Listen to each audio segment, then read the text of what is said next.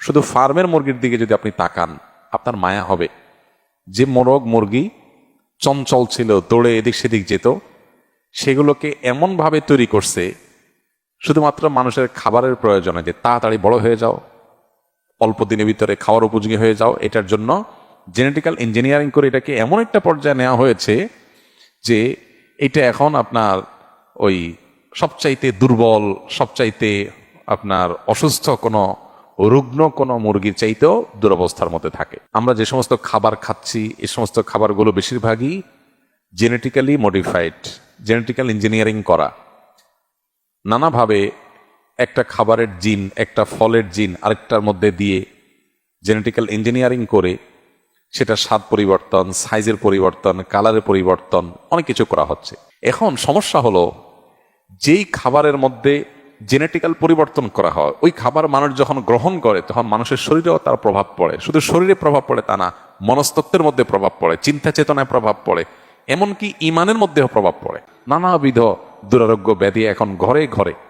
সেটা অবশ্য আমাদের দেশে অস্বাস্থ্যকর খাবার, ভেজালযুক্ত খাবার, ভেজালযুক্ত ঔষধ এবং আরো নানাবিধ ভেজালের কারণেই ঘরে ঘরে ক্যান্সার, ঘরে ঘরে আপনার কিডনির রোগী, ঘরে ঘরে হার্টের রোগী। যারা এগুলো নিয়ে সাফার না করছে, দু চারটা রোগী নিয়ে, তারা বুঝবে না যে এগুলো কতটা কষ্টের, কতটা বেদনার। আপনি দেখবেন যে আসহাবে কাহফের ঘটনা বলতে গিয়ে আল্লাহ সুবহানাহু ওয়া তাআলা বলেছেন, তারা যখন গুহা থেকে অনেক বছর, বহুকাল পর তারা যখন আবার প্রাণ ফিরে পেয়েছেন, তাদের মধ্যে তাদের কাছে আগের যুগের কিছু কয়েন ছিল, সেগুলো নিয়ে একজনকে তারা বাজারে পাঠিয়েছেন। পাঠানোর সময় বলেছিলেন, ফালিয়ানজুর আইয়ুহা আজকা তাআমা, এই টাকা নিয়ে বাজারে গিয়ে দেখো কোন খাবারটা সবচেয়ে বেশি আজকা। এই আজকার মানে শুধু হালাল হওয়া নয়, কোনটা সবচেয়ে বেশি পবিত্র, ফ্রেশ, অরিজিনাল এবং উপযোগী মানুষের জন্য, সেটা খুঁজে বের করতে আনা হয়েছে। এই জন্য আমাদের বাচ্চাদেরকেও যথাসম্ভব এই খাবার দেওয়ার ক্ষেত্রে এই জিনিসগুলো আমাদের খেয়াল করা দরকার। মানুষ যত বেশি প্রাকৃতিক খাবার খাবে, যত বেশি নেচারের কাছাকাছি থাকবে, যত বেশি মানুষ অর্গানিক লাইফ লিড করবে, যত বেশি অরিজিনাল খাবার মানুষের শরীরে ঢুকবে, তত বেশি মানুষের চিন্তাধারার ভিতরে প্রাকৃতিক চিন্তা থাকবে। প্রাকৃতিক চিন্তা কি? প্রাকৃতিক চিন্তা হলো, আল্লাহ রাব্বুল আলামিন আমাদেরকে প্রত্যেককে মুসলিম করে তৈরি করেছেন। কুল্লু মৌলুদিন ইউলাদু আলাল ফিতরা, প্রত্যেক শিশুই জন্মগ্রহণ করে মুসলিম প্রকৃতি নিয়ে, ইমানদার এই প্রকৃতি নিয়েই সবাই জন্মগ্রহণ করে। কিন্তু আজকাল দেখবেন ছেলে মেয়েদের মধ্যে ব্যাপক পরিবর্তন। আগের ছেলে মেয়েরা মা বাবার প্রতি অনুগত ছিল, এখন ৫ ওয়াক্ত নামাজ পড়েও বেয়াদবের মতো আচরণ করে, মা বাবার প্রতি তাদের আনুগত্য নেই, তাদের উদ্ভট আচরণ দেখা যায় পোলাপানের মধ্যে। এই যে পরিবর্তন, মানুষের চিন্তা চেতনার মধ্যে দিনদারিতা নেই, আখিরাতমুখিতা নেই, মানুষ চাইলেও যেন দিনের পথে আসতে পারছে না, কোন একটা জায়গায় যেন বড় ধরনের বাধা আছে।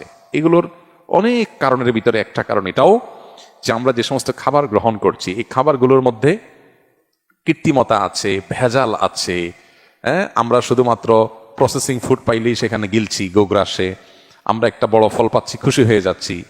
একটা ছোট ফলকে, যেটা প্রকৃতিগতভাবে একটা ছোট সাইজের হয়, ওইটাকে বড় করার জন্য বড় কোনো ফলের জিন এনে সেখানে দিয়ে জেনেটিক্যালি মডিফাইড করে ওইটাকে বড় করা হচ্ছে। আমরা তো খুশি হয়ে যাচ্ছে, অনেক বড় ফল খাচ্ছি, কিন্তু এই জিনগত পরিবর্তন যে ফুডের মধ্যে করা হয়েছে, ওটা যখন আমরা আমাদের শরীরে গ্রহণ করছি, তখন আমাদের শরীরের মধ্যেও সেটার পরিবর্তন ঘটছে, মনস্তত্ত্বের মধ্যে পরিবর্তন ঘটছে। মানুষের মধ্যে দেখেন বিকৃত চিন্তা আসছে। জীবনের বিভিন্ন ক্ষেত্রে প্রাকৃতিক যে চিন্তা, স্বাভাবিক যে চিন্তা, এর বাইরে মানুষের মধ্যে বিকৃত চিন্তা আসছে, উল্টাটা আসছে। এই যে প্রকৃতির মধ্যে বিকৃতি, চিন্তাধারা ভিতরে বিকৃতি, মানুষের পৃথিবীতে যে বংশধারা বেঁচে থাকবে নারী পুরুষের সম্পর্কের মধ্য দিয়ে, সেখানেও দেখবেন যে নানা রকমের রুচির মধ্যে বিকৃতি আসছে। এটি কখনো কখনো অন্য অনেক 10টি কারণের পাশাপাশি খাদ্যেরও একটা প্রভাব মানুষের মধ্যে থাকে। এই কারণে গ্রামের একটা ছেলে, সে তার শরীরে যতটা রোগ প্রতিরোধ ক্ষমতা থাকে, যতটা চঞ্চলতা থাকে, যতটা পরিশ্রমী হয়ে ওঠে, অনেক সময় শহরের ছেলেরা সেই তুলনায় পিছিয়ে থাকে। এখন করণীয় কি? করণীয় হলো সাধ্যের মধ্যে যতটুকু সম্ভব এই বিষয়গুলোতে আমরা সতর্ক থাকার চেষ্টা করা। বিশেষ করে একজন মুসলমান হিসাবে খাবার হালাল হওয়ার পাশাপাশি খাবার যাতে কোনো প্রকার ক্ষতিকর রাসায়নিক থেকে মুক্ত থাকে, যেটা আমার শরীরকে ধ্বংস করবে, জেনেটিক্যালি মডিফাইড যে সমস্ত খাবার আছে, প্রসেসিং ফুড আছে যেগুলো, এগুলো যতটুকু অ্যাভয়েড করে চলা সম্ভব। আমি জানি পরিপূর্ণ অ্যাভয়েড করা চলা সম্ভব না, আমিও পারি না। যতটুকু সম্ভব ততটুকু চেষ্টা আমাদের করতে হবে। এগুলোর সাথে আমাদের ইমানের সম্পর্ক অনেক সুনিবিড়। শুধু হালাল না, খাবার যতটা ফ্রেশ হবে, ভেজাল মুক্ত হবে, আমরা ততটা সুস্থ থাকবো, শারীরিকভাবেও মানসিকভাবেও, এবং ইমানও তত বেশি পরিপুষ্ট হবে। এগুলোর সাথে ইমানের অত্যন্ত সুনিবিড় সম্পর্ক আছে। আজকে উন্নত পৃথিবীতে দেখেন অনেক দিক থেকে তারা উন্নতি করেছে, কিন্তু অনেক চিন্তার মধ্যে ব্যাপক বিকৃতি ঘটেছে, ব্যাপক বিকৃতি। যেমন সমকামিতা, এটা অনেকের রুচিতে এখন আসছে, যেটা মানুষের প্রকৃতি বিরুদ্ধ, যেটা ছিল না মানুষের মধ্যে। বাই নেচার এটা ছিল না, এটা ছিল রোগের মতো, রোগী হিসাবে কিছু মানুষের মধ্যে। এখন এটা অনেকটা স্বাভাবিক হয়ে যাচ্ছে মানুষের মধ্যে। সৃষ্টিগতভাবে প্রত্যেকটা মানুষ জন্মগতভাবে হাদিসের বর্ণনা অনুযায়ী আল্লাহর প্রতি বিশ্বাসী হয়ে বড় উঠবে, অথচ এখন হচ্ছে উল্টা। মানুষ বিশ্বাসী মানুষের মধ্যেও সন্দেহ, সংশয় সৃষ্টি হচ্ছে, তার মধ্যে বিভ্রান্তি তৈরি হচ্ছে। এগুলো কিন্তু অনেক সময় খাদ্যের প্রভাব হয়ে থাকে। আমি শুধু খাদ্যের কথাই বলছি না, আর অনেক কারণ আছে, খাদ্যের একটা বড় প্রভাব এখানে থাকে। তো এই জন্য এই বিষয়টা খুবই গুরুত্বপূর্ণ। আমরা হয়তো অনেকে বলবো যে আজ পৃথিবীতে মানুষের যে সংখ্যা, যে পপুলেশন, এখানে যদি এভাবে জেনেটিক্যাল ইঞ্জিনিয়ারিং না করা হয়, হাইব্রিড খাবার উৎপাদন করা না হয়, অমুকটা তমুকটা যদি না হয়, তাহলে সেক্ষেত্রে মানুষ তো না খেয়ে মারা যাবে, বা এত খাবার কোথায় পাবে? দেখুন, অল্প খাবারেও যখন বরকত থাকে, কল্যাণ থাকে, তখন সে অল্প খাবারটা অনেক সময় অকল্যাণের অনেক খাবারের চাইতে উত্তম হয়। কল্যাণের অল্প খাবার অকল্যাণের অনেক খাবারের চাইতে কি হয়? উত্তম হয়। অতএব আজকের এই পৃথিবীতে আমাদের মুসলমানদের এই বিষয়গুলো নিয়ে ভাবতে হবে। বিশেষ করে খাদ্য গ্রহণের ক্ষেত্রে, লাইফস্টাইলের ক্ষেত্রে যতটা স্বাভাবিক জীবনযাপন, যতটা প্রাকৃতিক জীবনযাপন করা যায়, বিশেষ করে খাদ্যের ক্ষেত্রে আল্লাহ তাআলা আমাদেরকে সেই তৌফিক দান করুন। এর সুফল যে আমরা পাবো সেটা বলার অপেক্ষা রাখে না। আমাদেরকে ইসলাম মেসওয়াক করতে বলেছে। মেসওয়াক, মেসওয়াক এটা গাছের ডাল বা গাছের গড়ি, শেকড়, এটা প্রকৃতি, আল্লাহর সৃষ্টি। এটা যত বেশি আমরা ঘর্ষণ করব, এর ফলশ্রুতিতে আমাদের ব্রেইনে, নার্ভের সাথে দাঁতের কানেকশন আছে সূক্ষ্ম আল্লাহ সুবহানাহু ওয়া তাআলার সৃষ্টিতে। তো এর ফলে আমাদের ঈমান বৃদ্ধি হয়। নবী করিম সাল্লাল্লাহু আলাইহি ওয়াসাল্লামের জীবনের শেষ আমল মেসওয়াক করতে করতে দুনিয়া থেকে চলে গেছেন। অনেক উলামা ইকরাম বলেছেন মেসওয়াক বেশি করার মাধ্যমে ঈমানের মৃত্যু নসিব হয়।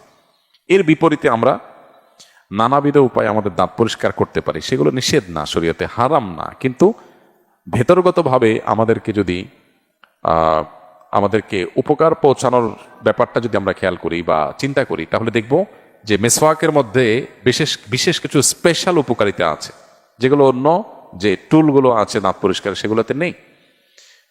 আমি বলছি না যে অন্য কোনো মাধ্যম, ব্রাশ ইত্যাদি, পেস্ট ইত্যাদি, আপনার ফ্লোরাইড ইত্যাদি ব্যবহার করা যাবে না, সেটা হারাম হালালের কথা বলছি না। বলছি যে মানুষ যত বেশি প্রকৃতির কাছাকাছি থাকে, মানুষ ততটা প্রকৃতিগত চিন্তাধারা করতে পারে, এটা তার ভিতরে জাগ্রত হয়। আর যত বেশি নিজের এই প্রকৃতির মধ্যে পরিবর্তন সাধন করে মানুষ, তত বেশি মানুষ অসুস্থ, অস্বাভাবিক হয়। দেখুন, কলকারখানা হয়েছে, পৃথিবী উন্নত হয়েছে, আমরা অনেক খুশি, জীবনমান অনেক সুন্দর হয়েছে, আমাদের জীবনযাত্রা উন্নত হয়েছে, অনেক খুশি আমরা, সন্দেহ নেই। সেজন্য আল্লাহর কাছে শুকর আদায় করি, যারা এগুলো আমাদের জন্য সহজ করেছে তাদের কাছে আমরা কৃতজ্ঞ। কিন্তু সেই সাথে এটাও তো আমাদের স্বীকার করতে হবে যে কলকারখানার উন্নতির ফলশ্রুতিতে, শিল্প বিপ্লবের ফলে পরিবেশের মধ্যে ব্যাপকভাবে বিপর্যয় হয়েছে, এবং পরিবেশ কিভাবে ক্ষতিগ্রস্ত হচ্ছে আজকে গোটা পৃথিবীর মানুষ সবচেয়ে বেশি চিন্তিত যেটা নিয়ে, সেটা হলো পরিবেশ। বিশ্বের মোড়লদের সবচেয়ে বেশি বাজেট থাকে পরিবেশ রক্ষার জন্য। উন্নত দেশগুলোতে প্রত্যেকটা দেশে দেখবেন যে তারা পাগল পড়া শুধু পরিবেশ রক্ষার জন্য, কারণ পৃথিবীর পরিবেশ শেষ হয়ে যাচ্ছে, ধ্বংস হয়ে যাচ্ছে। তো অনেক জিনিস আছে বাহ্যিক দৃষ্টিকোণ থেকে অনেক উপকারী হলেও অন্তর্নিহিতভাবে আমাদেরকে অনেকভাবে ক্ষতিগ্রস্ত করে। তো ন্যাচারাল ফুডের বিপরীতে অপ্রাকৃতিক যে সমস্ত খাবার আছে, প্রসেসিং ফুড আছে, জেনেটিক্যাল ইঞ্জিনিয়ারিং করা ফুড আছে, এগুলো অনেক ভালো লাগে আমাদের কাছে। আমরা দেখি এগুলো আমাদের জীবনযাত্রাকে অনেক সহজ করে দিয়েছে, কিন্তু এগুলোর অন্তর্নিহিত যে ক্ষতি আছে সেগুলো আমরা অনেকেই আঁচ করি না। তো এই উন্নত জীবনের পেছনের কিছু দুঃখজনক গল্প আছে, এগুলো আমাদেরকে বুঝতে হবে, উপলব্ধি করতে হবে। আল্লাহ তাআলা আমাদেরকে সুস্থ স্বাভাবিক জীবনযাপন করার তৌফিক দান করুন, আমাদের ঈমানকে আল্লাহ তাআলা হেফাজত করুন।